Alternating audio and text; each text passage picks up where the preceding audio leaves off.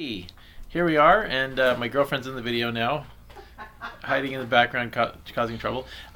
So we are back from dinner, and we're doing our review of Chapter 5, or commentaries, actually, Yep. not a review.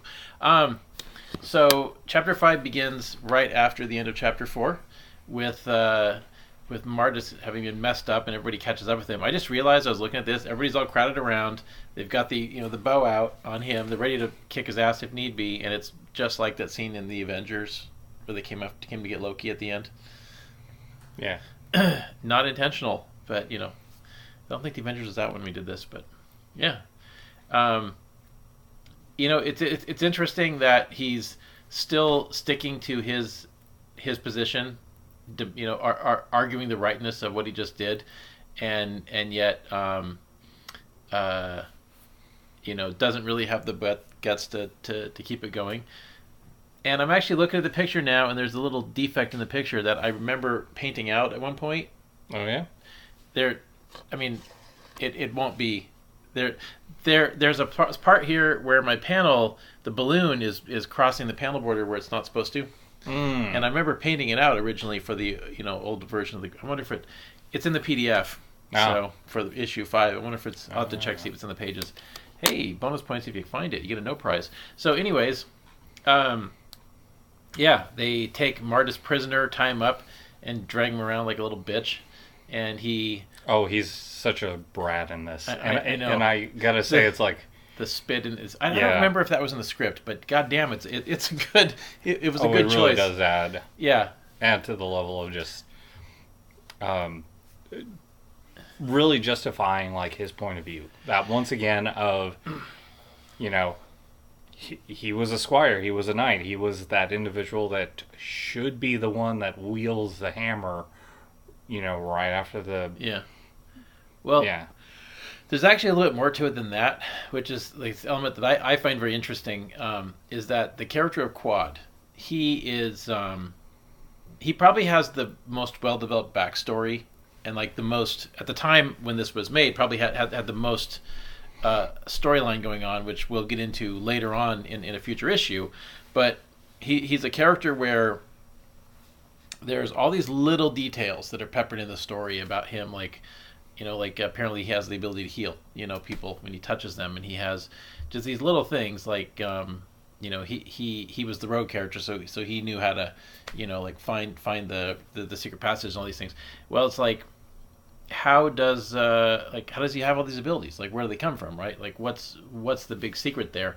And that actually is interesting because that actually has everything to do with this exchange. Why Martis is reacting to him so harshly, because Martis actually considers him to be worse than Theo, and the only reason why he was even being tolerated really was because the guy could fight, and was capable, and Theo of course is just a farmer, so what does he know? But it's like there is this history there that we haven't seen yet, Right.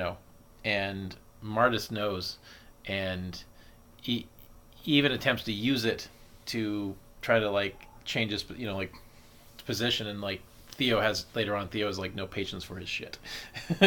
But it's interesting, here he is being just dragged off, and then we come off to this big 2-page spread, which unfortunately the PDF we have to see it in one page at a time, but it shows you the scope of the enemy army, where they're not just a rabble of a few barbarians. They're organized, they're disciplined, they have tents and facilities and resources, and there's lots of them, and their camp stretches through this valley all the way back to the horizon. Yeah, seemingly. and what's really interesting is just that style of how you got something that's very cartoony in a lot of respects, and yet has that kind of feel of the mastodons have that height. And you can see the perspective here. Yeah, and I love the fact that there's foreground, midground, and background, and there's multiple layers within it of where the characters are placed, and also that perspective, doesn't have a realistic level, but at the same time just has something much more dynamic, something much more interesting because it kind of has this forced perspective, this altered perspective that I think you would actually see less if this was actually on a regular world and done illustrated, Well, to be more realistic. Well, But what's interesting here for me is like Tayson was told, okay, we needed to look like there's thousands of these guys, and it does get that point across. yeah, Plus, because like later on, like when they were in the battle in issue 6, you only get to see a very small snapshot of it because you have to focus in on the people that are actually fighting, and you don't see the full scope of it. And like there's this point where they never run out of soldiers, no matter how many that that Theo fries with the hammer, how many people get cut up, they never run out of men. And it's an important point because like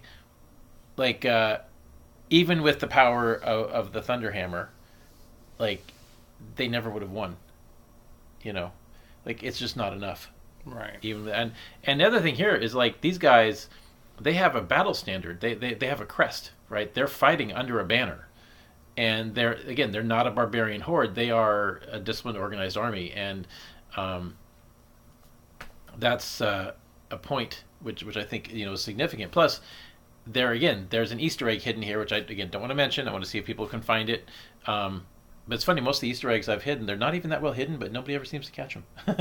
But there is a really critical Easter egg on this page that is indicative of what's actually going on here. And now, if we skip ahead, now there's another interesting point for me that was critical to the design phase here, is that we have this plot line where Hadron, the turtle, is supposed to basically try to. His plan was to use the hammer to bring the mountain down on this camp because they were parked next to the hillside, and it should have worked, right? But the hammer doesn't work, and he doesn't. Well, he doesn't you realize. mean in the respects of so the item here, which we not going to go into major details, but is a artifact. Yes, And it, like the title of the comic book, Thunderfrog, it is known to have or lightning and thunder properties. So I imagine as world-wise, it has that kind of mythos, that kind of storytelling behind it, of that, if you're a worthy warrior, you should be able to wield the power of this item. well, you have the backing of the gods, Right. right? But what the thing that was going on here is this. Like I basically back in the 80s, Marvel and DC used to pick up all these licenses for like when you had a toy line, you couldn't do a cartoon, right? Because of the laws of the time preventing cartoons from being just commercials for toys. And what happened was like if you had a toy line, you want to sell it, you went to Marvel or DC and you got them to crank out some comics. And you had a miniseries, and sometimes, like in the case of Transformers and G.I. Joe, it was a super duper success and went on for a very long time. In other cases, like say the Sectars, it didn't. But there was one for a toy line called the Starios that came out that I had the comics, and they had this plot line where the enemy had camped next to a mountain. If you look up, there's this magma bulge coming out of the mountain that's completely unrealistic, and the whole point of the was they ended up the good guys thin the herd on the enemy by bursting it and causing the lava to come down. And it's like, really? even like, as a kid, it seemed a little cool initially, but then I look back and go, wait a minute, that's so dumb. And so what I specifically had, I bring this point up with this comic book frequently, when discussing like the plausibility of plot points. But like we actually talked about that when I was talking with Tayson, that like we can't have that scenario. It has to be kind of thing where there should be no reason why they would think that camping here is dangerous. Right. And but then there's another interesting point. I think we can talk about this because it's a little bit more brazenly obvious. So on the next page, he's getting ready to use the hammer, and suddenly he gets shot at with an arrow. And you look down, and the people shooting these arrows are not wielding crossbows, and they don't have bows. And it's just like, what are they shooting? And how are they shooting those arrows? Yeah. And I think that goes into that interesting part of this world is obviously not Earth. No. And it's supposed in to. our previous video, we were kind of hinting a little bit to it. And this definitely illustrates part of that. Yeah, but there is a thing where they're shooting arrows. This was for me. This was a difficult point to decide what to do because they use these weapons at several points in the course of this battle that we're about to see the beginning of. And what was interesting about it is that these weapons can shoot arrows. There's actually smoke coming out of it, so there's possibly an explosive involved. Like it's like a gun, basically. Right. That's clearly a different tech level than what we've seen on this world so far. Where did they get this weapon? And it's kind of indicative of these people believe that they are divinely, charged with what they're doing, and so it's like for me the thing was I liked the idea of it being kind of an Easter egg and a little thing, but do we put the sound effect in or not? And I felt that the sound effect was revealing too much, and so we didn't do that ultimately, but it should have been there. And so it's one of those creative decisions that was kind of like kind of tough to decide. Yeah, like what's the right way to go? Right. And then but see, it's like guns don't exist in this world, but we haven't established that. We've kind of indirectly implied it through the level of technology so far. But then you have here Hadron is wailing on the thing, and it's not working. He's like, what the hell? And then he just gets pelted with arrows, like just an unbelievable number of those arrows. So it's like these people those aren't just a couple guys, they're equipped. And then he manages to bring it down just by banging on it, and then we come down to the page that we had to fix, where Tayson had this final panel that's all black to imply that Hadron is buried, and then he had another panel on the next page which is also all black. And it's one of those deals where it wasn't obvious when I looked at the pencils, but yet having that black panel at the top doesn't work, because like you don't need two black panels to communicate the same thing. And so we had to make a little adjustment, but it worked out. Alex was there; he saved the day, and then Hadron just comes out angry and just starts tearing people up. And I like how it's got almost a very Conan kind of vibe, and yeah, and then we do see that there are some people with crossbows, but I love where we have this. What is it? This Austin Powers moment was like, he'll never reach us in time. Slice, they're dead. and then he's super happy to get into a fight with the Mastodons who are just coming after him. And then we come back to our main heroes. So here they are moving down the road in the forest, and they're dragging Martis along, and he's protesting, but they're like, well, we'll just leave you tied to a tree if you don't shut up. But now this is one of those pages where I kind of wish I thought this through a little bit more in the beginning, but like it didn't realize until afterwards that I wasn't quite giving the girls enough to do. And we have this sequence where it's the one regret I have in the whole book.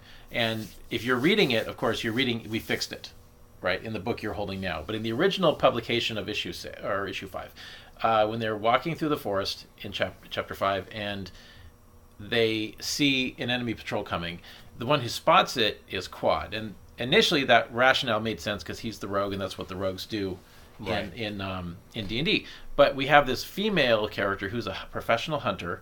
She's the ranger. She's probably more equipped to fill that role in the forest.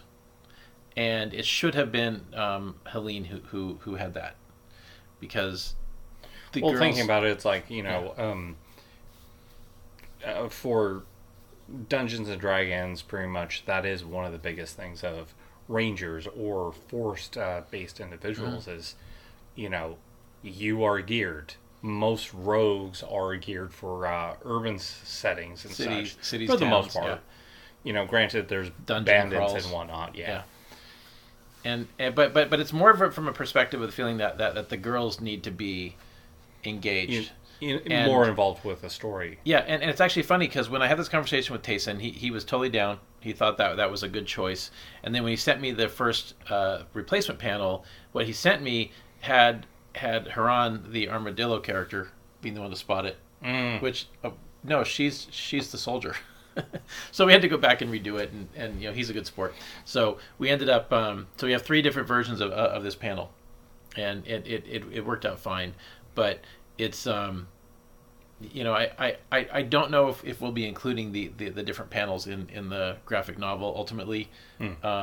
But I mean, this is just part of the development phase, because like there's a thing called the Bechtel test. Are you familiar with that, Alex? Mm-hmm. Okay, so the book didn't pass, but it wasn't created with that in mind. But you want to describe to the audience just in case? Well, you can look it up online, obviously, because there's more details to it. But it basically amounts to the simple answer is the girl should not be the love interest, and the idea is to give women stronger roles than just simply being there to support the man and to pine for her lover, and be things other than the archetype of the 1940s. And so I have female characters doing effective things, but this is one spot where I feel like it always bugged me that when I went back and looked at it, and the basic reasoning is that there's a story here. It's a very simple, clear story. You have a person who became the hero. You have a guy that disagrees with this, and you have a guy that basically fanatically worships him. And you have this religious clash between these two people, with the hero kind of, the reluctant hero caught in the middle. And when I write a story, I don't approach it with the viewpoint, okay, we need a female character and a male character, and let's make, I don't necessarily agree that females should be the heroes all the time. I don't necessarily agree that males should be the heroes all the time. It's just when you write a story, you kind of just, oh, this character's a guy, naturally. Like, that's just how the story is written. And I think the story's better if you approach it from just a standpoint of, okay, I got this inspiration for a story. I will do a better job if I stick with the inspiration. And it's just, these characters just naturally evolved into these people. And there was no, interest in, creating female characters to fill a role. I was just, oh, we need a girl. Okay, well, there's the girl. And it's just, this is a story where the main antagonist points are men. And I don't know, just how it turned out. I gotcha. But we are introducing, like, there will be another female character being introduced later on. And there is, it's like, there as the story goes on, there's more for these characters to do. Just, I kind of wish I'd had more for the girls to do in this first one. And unfortunately, the second one, maybe not as much, because, like, the party splits. So, like, I only have half the book available to explore the main party. And there isn't, again, it's like not as much page space, Right. Just how it goes sometimes, I guess. And then, so they find the enemy patrol. They kill 2, capture 1, and I thought this was an interesting decision. They're putting the squeeze on this guy, right? And Quad points out, which is something I didn't know originally, was that apparently platypus. This is the part where you realize he's not a duck ultimately, because we never really address it until this point. But points out that there are very deadly poisonous spurs on the back feet of platypuses. I guess you were aware of that, but and the Tayson had this problem of how do you illustrate the guy being under pressure and cracking, because like I didn't actually know. I just knew that was the scene, but I didn't know how to produce it. And he drew a heartbeat that got more and more erratic as the lines went on.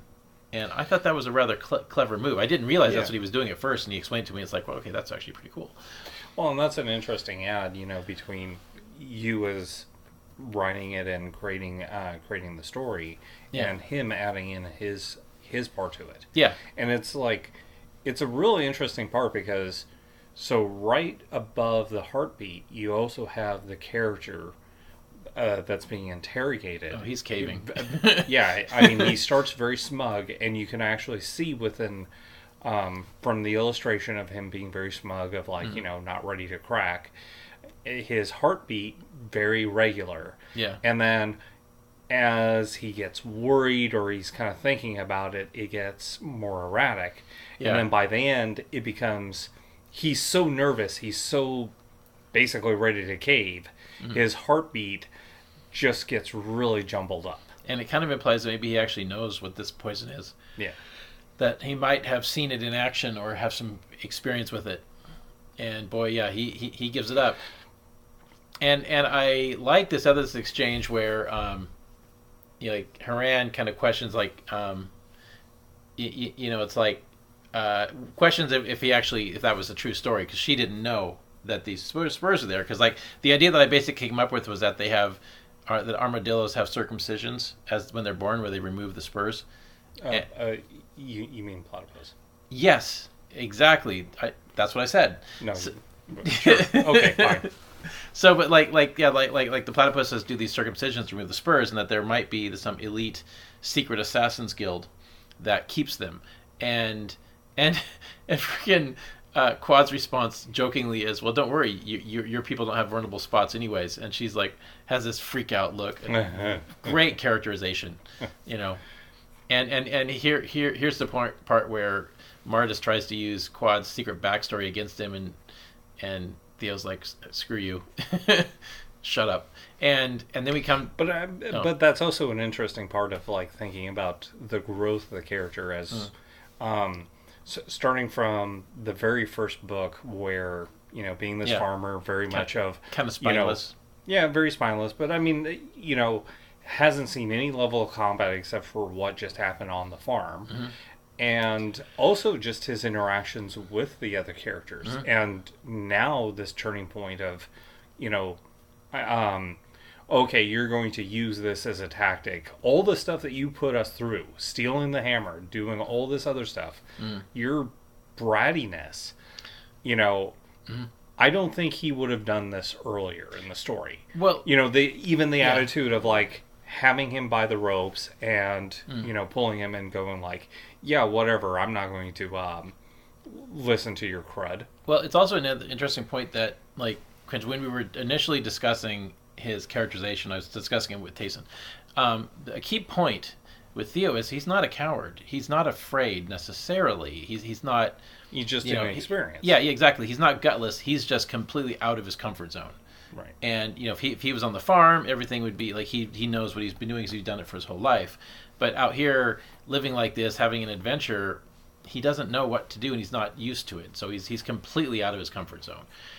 And then we come to the final scene of issue 5, where we see that this character that they've been chasing, who they thought was one of the bad guys, is now... Yeah, it's a great splash page. Oh, yeah, he's now in immortal combat against the Mastodons. You see there's one dead, cut to pieces. Well, it's actually... I didn't realize that the way he did the split flesh like that, good lord. Yeah. And he's got the sword in one hand, hammer in the other. Everybody sees this out over the cliff, and it's like, what's going on here? That kind of changes what the initial... Mm-hmm. Oh, yeah. And then, and then we just basically have a few other little goodies at the end of it. But yeah, that is chapter 5. Wow, part 1 of our big climax. The half of our Return of the Jedi moment. And then I guess that's it for this video. Yeah. So we're gonna pause it here. We're gonna into the next one. We're gonna go into chapter 6. Actually, how long have we been at this? 20 minutes. You know what? Why don't we just keep going? Because they basically are... Oh, you do want to pause it. Okay, fair enough. Well, we'll see you in the next video. Bye.